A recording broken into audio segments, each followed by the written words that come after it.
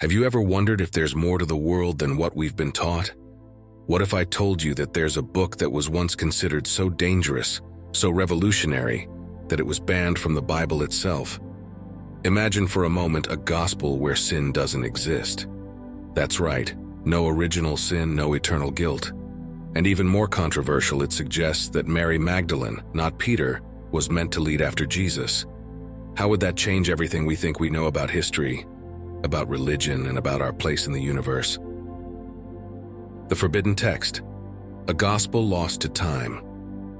There's a story that few people know, a story that was almost lost to time. It's the story of the Gospel of Mary Magdalene, an ancient text that holds secrets capable of transforming how we see the world. This isn't just about religion, it's about a profound understanding of reality, one that challenges the way we experience our everyday lives. And once you hear what this gospel teaches, you might find yourself questioning everything you thought was true. Let me take you back to the late 1800s, to a dusty excavation site in Egypt. Among the ruins of Oxyrhynchus, a German scholar made a discovery that would send shockwaves through the world of biblical scholarship. There, in the rubble, he found fragments of an ancient manuscript. Over time, more pieces of this puzzle surfaced, and scholars began to realize that what they were holding was something extraordinary: the long-lost Gospel of Mary Magdalene. This was no ordinary gospel. It wasn't just another account of Jesus' life. What these texts contained was nothing short of revolutionary. The teachings inside were so powerful, so controversial, that the early church had no choice but to ban it. Why? Because it threatened the very foundation of their authority. The early church wanted control over what people believed, how they lived, and ultimately, how they reached salvation. The Gospel of Mary Magdalene flipped that on its head by saying something radical. Salvation doesn't come through blind faith in religious institutions. It comes through knowledge, personal insight, and understanding. Think about that for a second. If you didn't need the church, if you didn't need anyone telling you what to believe or how to find salvation, then the church's grip on power would crumble. And that's exactly why this gospel was buried, lost to history for centuries.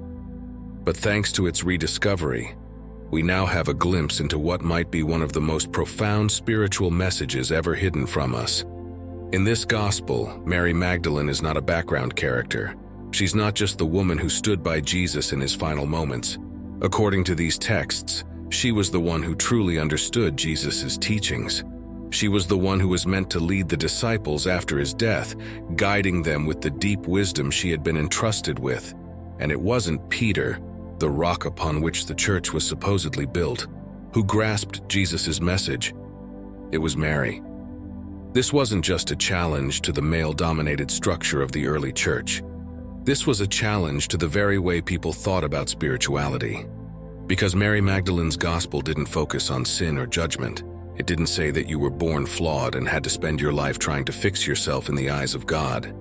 Instead, it spoke of a deeper, more personal connection to the divine, one that transcends religious rules, one that empowers you to find your own path to truth. Escaping the illusions of the material world. Jesus himself, according to this gospel, says that there is no such thing as sin. Imagine that. Sin, the concept that has been used for centuries to control people through guilt and fear, doesn't even exist. Instead, it's ignorance of our true nature, of the deeper truths of the universe that keeps us trapped in suffering. And that, my friend, is where things get really interesting. If sin doesn't exist, then why do we live in a world where guilt and fear dominate our lives? The answer lies in what Jesus calls the material world, the world we live in, the one that feels so solid and real, but is actually just an illusion. The Gospel of Mary Magdalene teaches us that everything we see and experience is connected to a greater unseen source, and one day, everything will return to that source. It's almost like waking up from a dream. You think you know what reality is, but then you start to realize that everything is part of a much bigger picture.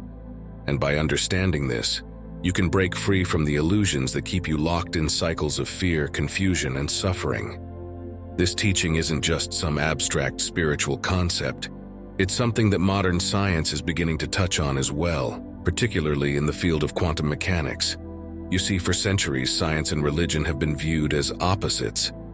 But what if they're actually pointing toward the same truth? Modern physics has shown us that reality, at its core, doesn't behave the way we think it should. At the tiniest levels, the universe is made up of energy, vibrations, and waves, not solid matter. Even quantum physicists are now saying that the material world we see is just a surface, an illusion, and that the true nature of reality lies in the interconnectedness of everything. This idea that reality is not what it seems is something the Gospel of Mary Magdalene speaks about too.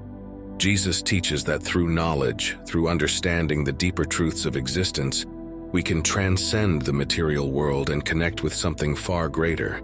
This knowledge isn't just intellectual, it's experiential. It's something you feel deep inside, something that shifts your perception of reality forever. The early church knew how powerful this message was, and that's exactly why they suppressed it.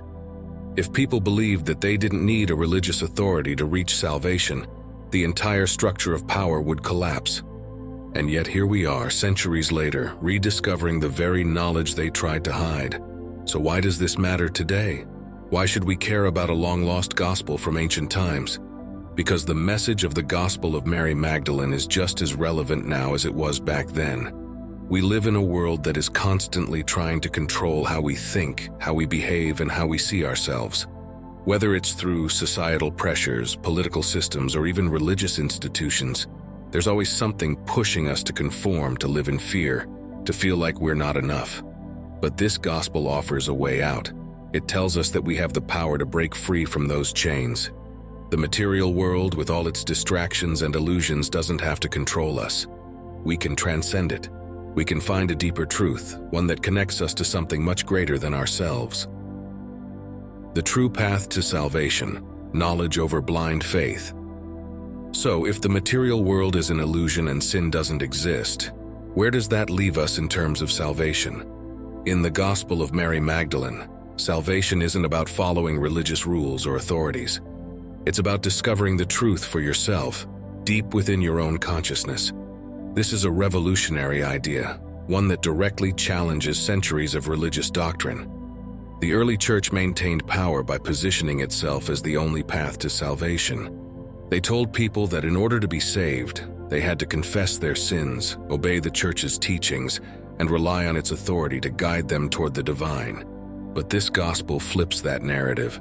Jesus, speaking to his disciples in the text, tells them that they don't need any kind of middleman to connect with the divine. The power to transcend the material world and discover spiritual truth lies within each of us. It's not something you gain through external obedience. It's something you uncover through inner wisdom. And this is where Mary Magdalene's role becomes even more significant. She is depicted as the disciple who understands this most deeply. When Jesus shares his most profound teachings, it's Mary who comprehends the full scope of what he's saying. The other disciples, particularly Peter, struggle to accept this. They can't fathom that a woman could hold such a vital position of spiritual authority. But Mary doesn't back down. She knows that salvation is about personal enlightenment, not about following traditional religious structures. This gospel doesn't just challenge the role of women in the early church. It challenges the very nature of authority in religion. By empowering individuals to seek truth for themselves, it removes the need for an external authority to dictate what is right or wrong. And for a church built on hierarchy, that was an existential threat. Imagine living in a time where questioning the church's authority was considered heresy, where even thinking about finding your own spiritual path could lead to severe punishment. In that context, the Gospel of Mary Magdalene was nothing short of revolutionary. Mary's role as a spiritual leader. One of the most fascinating parts of this text is how it portrays Mary Magdalene as the true leader of the disciples. After Jesus' death, the other disciples are lost, confused, and unsure of what to do next. It's Mary who steps in to guide them. She shares with them the secret teachings that Jesus had entrusted to her, teachings that go beyond the surface-level understanding of faith. Peter, who would later be considered the foundational leader of the church, struggles to accept Mary's authority. He questions whether Jesus would have truly shared such deep wisdom with a woman. This reflects the patriarchal attitudes of the time, where women were often seen as spiritually inferior, but the Gospel of Mary Magdalene turns that idea on its head. It shows that spiritual wisdom isn't tied to gender, and that true leadership comes from understanding, not from one's position in a hierarchy. Mary's leadership is rooted in her connection to the divine, her deep understanding of Jesus' teachings, and her ability to transcend the limitations of the material world. She embodies the idea that spiritual authority doesn't come from external titles or positions, it comes from within. And this is a powerful message for anyone seeking to understand their own spiritual journey. But the early church couldn't allow this version of events to stand. By elevating Mary Magdalene to such a position of authority, the gospel threatened the male-dominated structure of the church. If people believed that a woman could be the leader of the disciples, it would upend the entire foundation of their power. So the Gospel of Mary Magdalene was buried, hidden away, and almost forgotten. The controversial idea that sin doesn't exist. Perhaps the most shocking teaching in this gospel is the idea that sin doesn't exist. For centuries, the church has used the concept of sin to maintain control over its followers. People were taught that they were born sinful, and that the only way to escape eternal damnation was through strict adherence to the church's teachings. Sin became a tool for instilling fear and guilt, for keeping people in line. But what if that concept was never part of the original message? What if sin, as we understand it, was a later invention, designed to keep people obedient and fearful? According to the Gospel of Mary Magdalene, this is exactly the case. Jesus tells his disciples that sin is not real. Instead, what keeps us trapped in suffering is our ignorance, our inability to see the truth about ourselves and the world around us. This teaching is incredibly empowering. It suggests that we are not inherently flawed or sinful. We are not born with some kind of spiritual defect that needs to be fixed. Instead, we are beings of immense potential, capable of understanding the deeper truths of existence. What holds us back isn't sin, it's our lack of knowledge. This is where the Gospel's focus on spiritual knowledge becomes so crucial. By seeking knowledge and understanding the nature of the universe and our place in it, we can transcend the illusions that keep us trapped in fear and suffering. We don't need to rely on external authorities to tell us how to live or how to reach salvation. We have the power within ourselves to find the truth. Modern science and ancient wisdom, the connection. What's fascinating about these ancient teachings is how they align with some of the most cutting-edge ideas in modern science. Specifically, quantum physics is beginning to reveal that the material world is not as solid as we once thought.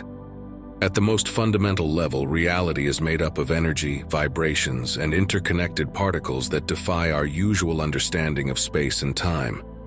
Quantum physicists like Max Planck and Erwin Schrödinger have suggested that consciousness itself may be the foundation of reality, not matter. This idea, that consciousness shapes the world we experience, echoes the teachings found in the Gospel of Mary Magdalene. In this text, Jesus speaks of the material world as an illusion, something that we can transcend through knowledge and spiritual awareness. Modern science is now catching up to this ancient wisdom, showing us that the universe is far more mysterious and interconnected than we ever imagined. This connection between science and spirituality is incredibly exciting. For so long, these two fields have been seen as opposites.